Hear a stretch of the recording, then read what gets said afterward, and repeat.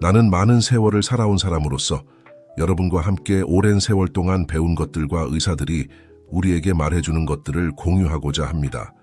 천천히 그리고 따뜻하게 이야기를 나눠볼까요? 우리 모두는 좋은 밤잠을 누릴 자격이 있으니까요. 1. 의사들이 우리에게 조심스럽게 말해주는 것. 여러분, 의사들은 항상 우리를 걱정하고 있어요. 특히 밤에 일어나는 것에 대해서 말이죠. 그들은 우리가 밤중에 침대에서 일어날 때 겪을 수 있는 위험에 대해 세심하게 주의를 주고 있어요. 그리고 그것은 그냥 하는 말이 아니에요. 제가 젊었을 때는 아무 생각 없이 침대에서 벌떡 일어났던 기억이 나요. 그때의 민첩함이 그립네요. 하지만 지금은 의사들이 설명해 주었듯이 우리 몸이 더 많은 주의가 필요하다는 걸 알게 되었어요. 그들은 우리가 너무 빨리 일어나면 혈압이 미칠 있다고 말해요. 마치 우리의 심장이 혼란스러워하는 것 같죠? 그렇지 않나요? 한 번은 제 이웃 김영숙 씨가 한밤중에 전화를 받으려고 벌떡 일어났어요. 불쌍하게도 너무 어지러워서 넘어질 뻔했어요. 그때 저는 의사들이 말하는 이 심혈관 위험이 무엇인지 이해하게 되었죠. 우리의 소중한 심장이 우리에게 좀 더 천천히 가라고 말하는 거예요. 의사들은 또한 우리의 혈압이 밤 동안 롤러코스터를 타듯이 오르내릴 수 있다고 말해요. 한순간에는 위로, 다음 순간에는 아래로. 그래서 그들은 우리에게 더욱 주의를 기울이라고 요청하죠. 마치 우리의 건강과 아주 천천히 왈츠를 추는 것 같아요. 이해하시겠어요? 2. 왜 우리는 그렇게 자주 깨는 걸까요? 여러분, 밤중에 천장을 바라보며 얼마나 많은 시간을 보냈는지 모르겠어요. 그렇죠. 그리고 이건 잠이 부족해서가 아니에요. 우리가 깨는 이유는 여러 가지가 있고 시간이 지나면서 저는 그것들 대해 배우게 되었어요. 때로는 떠나지 않으려는 걱정 때문이에요. 제 손자가 학교에서 중요한 시험을 볼 때를 기억해요. 저는 그를 위해 너무 불안해서 계속 깼어요. 의사들이 말하는 정서적 요인이 바로 이거예요. 우리의 머리가 너무 흥분해서 몸이 제대로 쉬지 못하게 하는 거죠. 제가 배운 또 다른 것은 잠들기 전에 먹는 것에 관한 거예요. 한때 저는 잠들기 전에 콩나물국을 먹는 것을 좋아했어요. 정말 맛있었죠. 하지만 세상에 화장실에 가려고 얼마나 자주 깼는지 모르겠어요. 의사들은 잠들기 직전에 많이 먹으면 더 자주 깰 수 있다고 설명해 주었어요. 마치 우리가 잠을 자려고 하는데 위장이 파티를 하고 있는 것 같아요. 그리고 더 있어요. 우리가 인생에서 더 많은 경험을 쌓을수록 우리 몸도 변화해요. 어떤 사람들은 신장 문제가 생기고 다른 사람들은 당뇨병이 있고 남자들은 때때로 전립선 문제가 있죠. 이 모든 것들이 네가 밤에 화장실에 더 자주 가야 하는 이유가 될 수 있어요. 저도 신장에 작은 문제가 있다는 걸 알게 된 후로 더 자주 깨게 되었어요. 하지만 걱정하지 마세요. 모든 것에는 방법이 있어요. 3. 몸에 혼란을 주지 않고 일어나는 방법. 이제 매우 중요한 것에 대해 이야기해 봅시다. 우리 몸에 혼란을 주지 않고 침대에서 일어나는 방법이에요. 마치 우리 몸에게 아주 느리고 편안한 음악에 맞춰 춤추는 법을 가르치는 것 같아요. 먼저, 마치 우리가 10대인 것처럼 침대에서 벌떡 일어나지 마세요. 예전에 그렇게 하는 걸 얼마나 좋아했는지. 하지만 지금은 천천히 가야 해요. 일어나야 한다고 느낄 때 발가락부터 움직이기 시작하세요. 그 다음 다리를 천천히 움직이세요. 마치 몸의 각 부분을 하나씩 깨우는 것 같아요. 그 다음 몇 분 동안 침대에 앉아 있으세요. 깊게 숨을 쉬고 필요하다면 10가지 세어보세요. 그 다음에야 바닥에 을 내려놓으세요. 사소해 보일 수 있지만 정말 큰 차이를 만들어요. 처음 이렇게 하기 시작했을 때를 기억해요. 처음에는 시간 낭비라고 생각했지만 곧 훨씬 더 좋아진 걸 느꼈어요. 또 다른 중요한 것은 따뜻하게 유지하는 거예요. 우리 몸은 갑작스러운 온도 변화를 좋아하지 않아요. 알죠? 그래서 저는 항상 침대 근처에 가운이나 가벼운 재킷을 둬요. 그래서 일어나야 할 때 바로 따뜻하게 입을 수 있어요. 마치 자신을 안아주는 것 같아요. 그리고 제가 시간이 지나면서 배운 또 다른 작은 팁이 있어요. 밤에 일어났을 때 절대로 얼음물을 마시지 마세요. 한 번은 너무 목이 말라 일어나서 얼음물 한 잔을 마셨어요. 세상에 정말 큰 실수였죠. 배가 완전히 뒤틀렸어요. 의사들은 찬물이 우리 위에 충격을 줄 수 있고 심지어 신장에도 해로울 수 있다고 설명해 주었어요. 이제 저는 항상 침대 옆 탁자에 실온에 물을 한 컵 두고 있어요. 4. 계속 깨는 것을 어떻게 피할 수 있을까요? 여러분, 시간이 지나면서 우리는 더 잘 자기 위한 몇 가지 작은 비결들을 배우게 돼요. 마치 우리의 잠을 위해 아주 편안한 둥지를 준비하는 것 같아요. 제 인생을 바꾼 한 가지는 밤에 마시는 물의 양을 조절하는 거예요.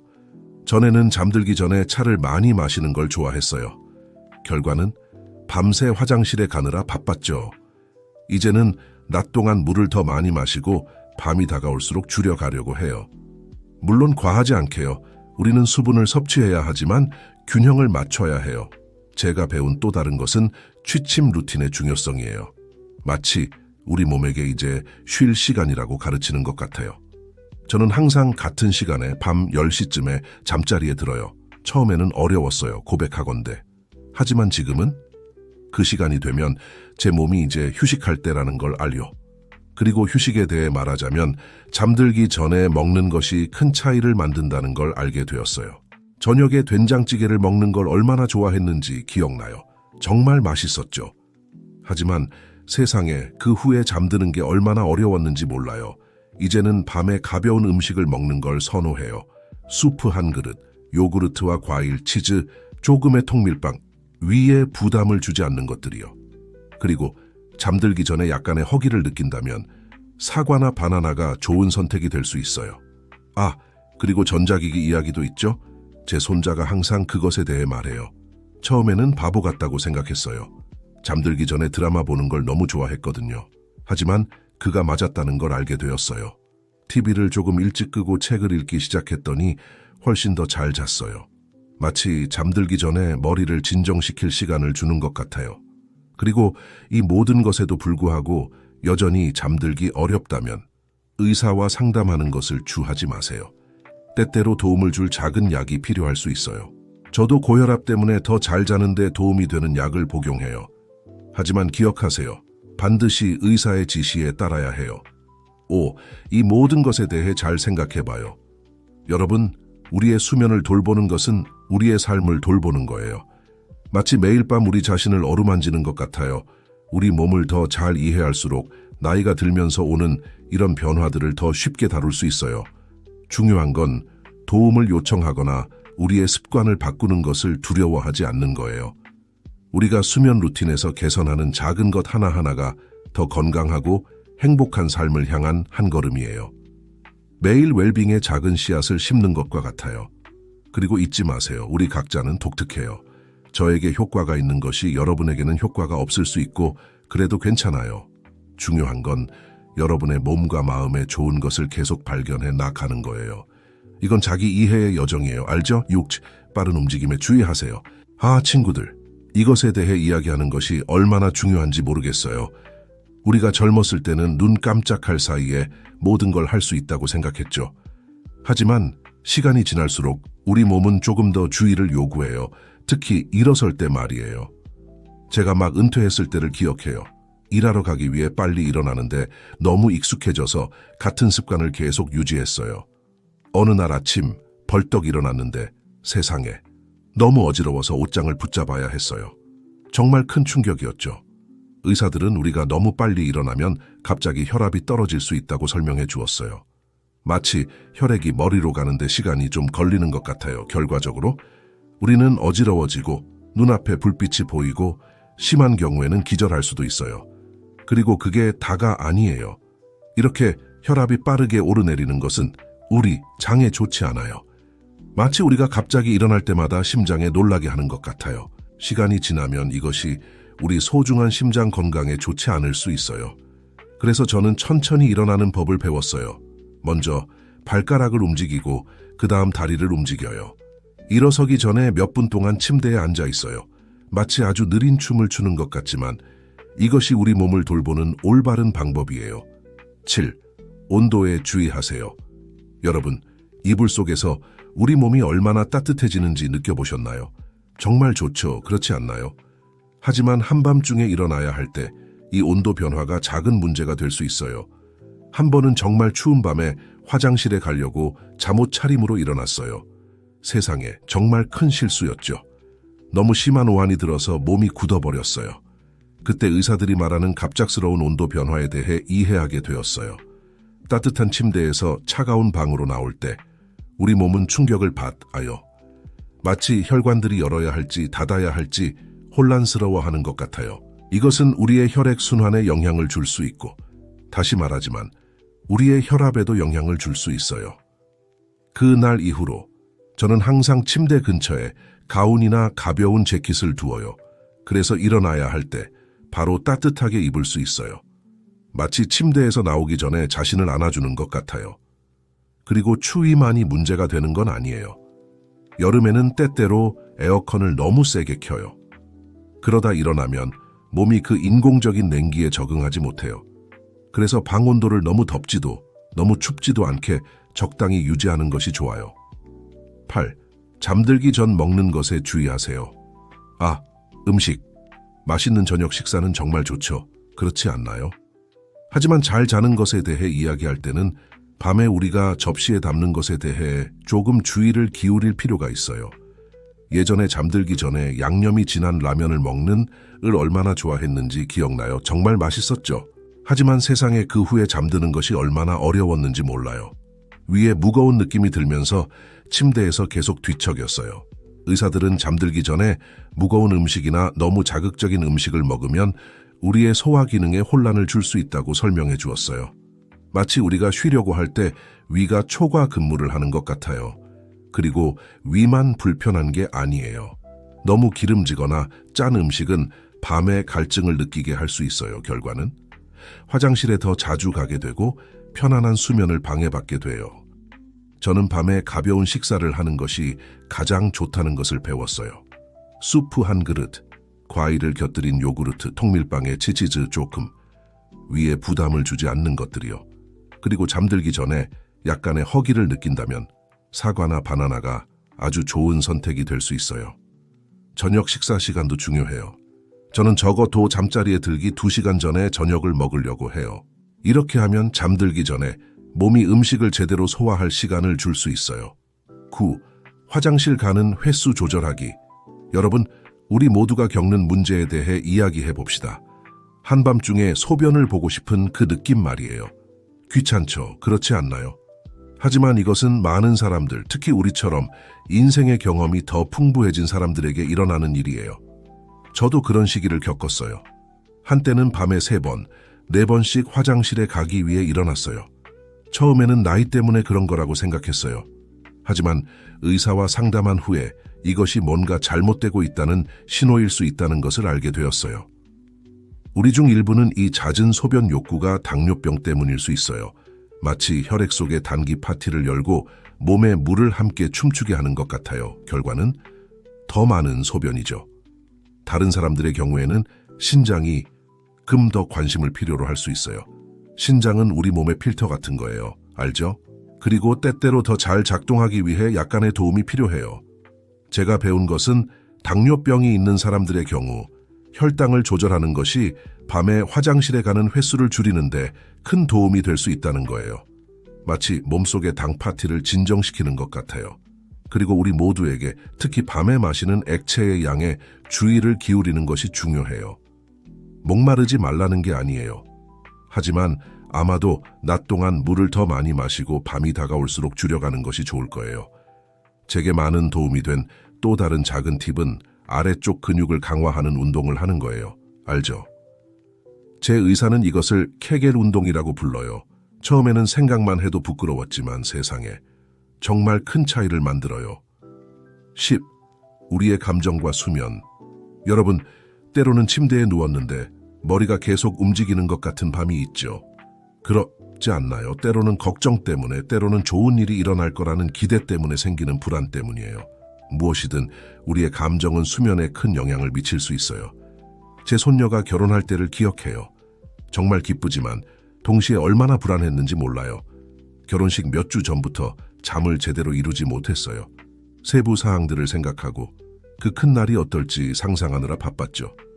좋은 흥분이었지만 그래도 제 수면을 방해했어요.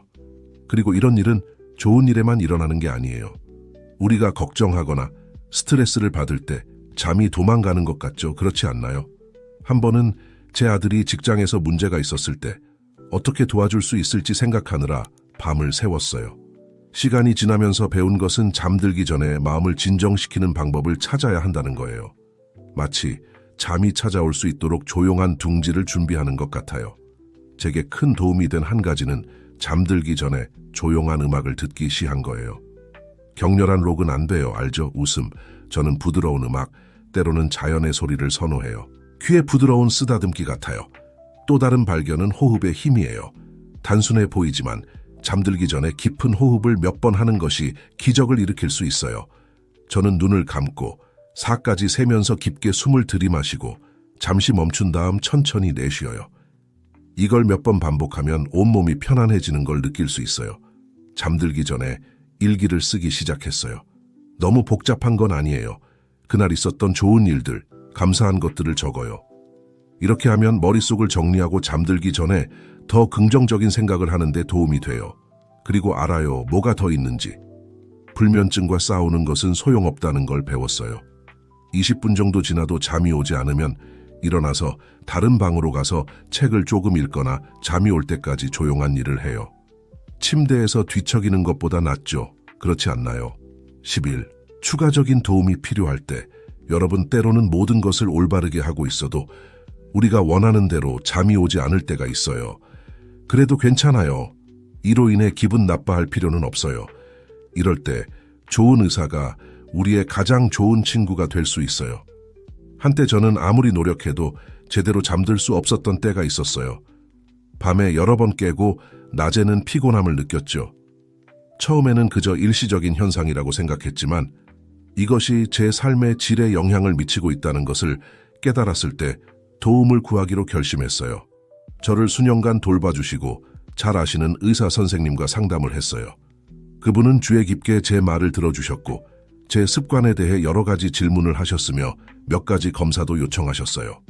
그때 우리는 제 수면 문제가 갑상선 이상과 관련이 있다는 것을 발견했어요. 누가 그럴 것이라고 생각했겠어요. 그렇죠? 의사 선생님은 많은 것들이 우리의 수면에 영향을 줄 수 있다고 설명해 주셨어요. 호르몬 문제부터 다른 이유로 복용하는 약물의 부작용까지요. 그래서 의료 전문가와의 솔직한 대화가 그렇게 중요한 거예요. 어떤 경우에는 의사가 수면을 돕기 위한 약물을 추천할 수 있어요. 저도 잠시 그랬어요. 처음에는 조금 걱정되더라고요. 의존성이 생기지는 않을까? 부작용은 없을까? 하지만 의사 선생님이 어떻게 사용해야 하는지, 얼마나 오래 복용해야 하는지 자세히 설명해 주셨고 제 진행 상황을 면밀히 지켜봐 주셨어요. 기억해야 할 중요한 점은 이런 수면제가 마법의 해결책이 아니며 의사의 지시 없이 사용해서는 안 된다는 거예요. 마치 목발과 같아요.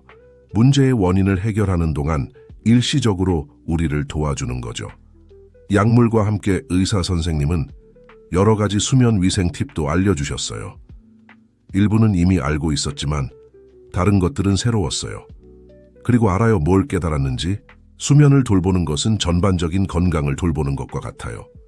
우리의 식습관, 일상, 감정, 모든 것이 연결되어 있어요. 12. 화장실로 가는 밝은 길. 친구들, 단순해 보이지만 큰 차이를 만드는 주제에 대해 이야기해 봅시다.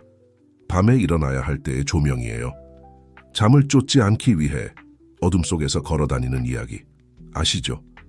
글쎄요, 그게 우리가 생각하는 것보다 더 위험할 수 있다는 걸 알게 되었어요.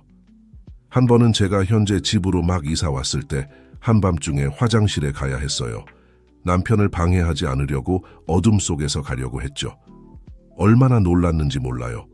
서랍 모서리에 발가락을 부딪히고 넘어질 뻔했어요. 그때 깨달았죠. 어둠 속에서 걷는 것에 대해 다시 생각해봐야겠다고요.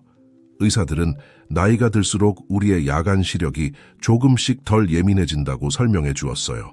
게다가 일어날 때 가끔 느끼는 그 어지러움이 우리가 어디로 가고 있는지 제대로 보지 못하면 더 심해질 수 있어요. 마치 눈을 감고 왈츠를 추려는 것과 같아요. 알죠? 그래서 어떻게 해야 할까요? 제가 찾은 해결책은 화장실로 가는 길에 아주 은은한 조명을 설치하는 거예요. 바닥 근처에 있는 LED 조명 아시죠? 그것들은 제가 어디를 밟고 있는지 볼 수 있을 만큼 충분히 밝히지만 저를 완전히 깨어나게 할 정도로 밝지는 않아요. 큰 도움이 된 또 다른 것은 화장실 바닥에 미끄럼 방지 테이프를 붙이는 거예요. 왜냐하면 젖은 바닥과 맨발은 위험한 조합이 될 수 있거든요. 그리고 알아요, 뭐가 더 있는지. 살짝 만지기만 해도 켜지는 스탠드를 발견했어요. 침대 옆에 그런 걸 하나 뒀어요. 그래서 일어나야 할 때 어둠 속에서 스위치를 찾으려고 더듬거리지 않아도 돼요. 중요한 건 균형을 찾는 거예요. 안전하게 걸을 수 있을 만큼 충분한 빛. 하지만 그 후에 수면을 방해할 정도로 강하지 않은 빛이요. 마치 우리의 야간 산책을 위해 안전하고 밝은 길을 만드는 것과 같아요. 우리의 대화를 마무리하며 여러분, 우리가 얼마나 많은 중요한 주제에 대해 이야기했는지 보세요. 우리의 수면을 돌보는 것은 우리의 삶, 건강, 그리고 행복을 돌보는 거예요. 우리가 배우고 실천하는 작은 것 하나하나가 더 평온한 밤과 더 활기찬 낮을 위한 한 걸음이에요. 항상 기억하세요. 우리는 이 여정에 혼자가 아니에요. 우리에겐 의사들, 가족들, 그리고 서로가 있어 경험을 나누고 지지해 줄 수 있어요. 뭔가가 잘 되지 않는다면 도움을 요청하거나 변화를 만드는 것을 주저하지 마세요. 이 모든 것 중 가장 아름다운 점은 우리 몸이 얼마나 지혜로운지 깨닫거예요. 우리 몸은 우리에게 신호를 보내고 매일 우리를 가르쳐요. 그리고 우리는 인생의 경험을 통해 그것을 듣고 사랑으로 대하는 법을 배워가고 있어요. 오늘부터 우리의 수면을 더 잘 돌보는 것은 어떨까요? 잠들기 전에 편안한 음악을 들어보는 건 어떨까요? 아니면 침대 옆에 실온의 물 한 잔을 준비해두는 건요? 작은 행동들이 큰 차이를 만들 수 있어요. 그리고 기억하세요. 우리 각자는 독특해요. 저에게 효과가 있는 것이 여러분에게는 효과가 없을 수 있고, 그래도 괜찮아요. 중요한 건 인내심과 사랑으로 우리의 몸과 마음에 좋은 것을 계속 발견해 나가는 거예요. 우리 모두가 평온한 밤과 활기 넘치는 낮을 보낼 수 있기를 바라요. 결국 우리에겐 아직 이 멋진 인생의 여정에서 살아가고 배우고 나눌 것들이 많이 남아있으니까요. 잘 자요, 여러분. 여러분의 꿈이 달콤하고 깨어남이 기쁨으로 가득하기를 바라요.